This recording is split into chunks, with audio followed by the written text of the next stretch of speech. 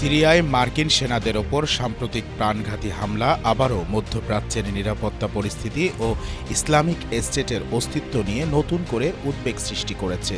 এক চোরাগোপ্তা হামলায় 2 মার্কিন সেনা ও একজন বেসামরিক দোভাষীর নিহত হওয়ার ঘটনায় যুক্তরাষ্ট্রের প্রেসিডেন্ট ডোনাল্ড ট্রাম্প আইএসকে কঠোর হুঁশিয়ারি দিয়েছেন। তার ভাষায় এই হামলার জবাব হবে অত্যন্ত কঠোর।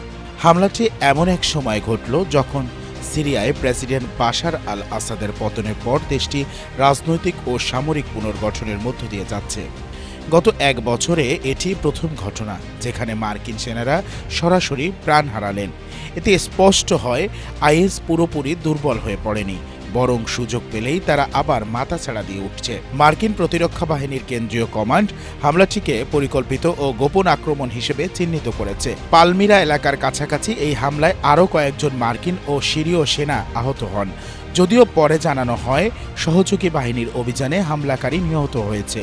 তবু প্রশ্ন থেকে যায়, সিরিয়ার বিস্তীর্ণ ও অস্থিতিশীল এলাকাগুলোতে আইএস কতটা সক্রিয়? ট্রাম্প ও মার্কিন প্রতিরক্ষা মন্ত্রী পিট হেগসেতের বক্তব্যে যুক্তরাষ্ট্রের কঠোর অবস্থান স্পষ্ট।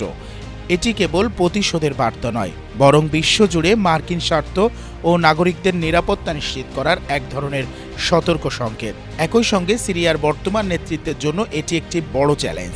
দেশের ভেতরে সশস্ত্র গোষ্ঠীগুলোর নিয়ন্ত্রণ কতটা প্রতিষ্ঠিত হয়েছে তা প্রমাণ করার। সব মিলিয়ে এই হামলা মধ্যপ্রাচ্যের অস্বস্তির বাস্তবতা ও সন্ত্রাস বিরোধী লড়াইয়ের দীর্ঘ পথের কথাই মনে করিয়ে দেয়। আইএসের বিরুদ্ধে লড়াই শেষ হয়নি, বরং নতুন অধ্যায়ে প্রবেশ করেছে।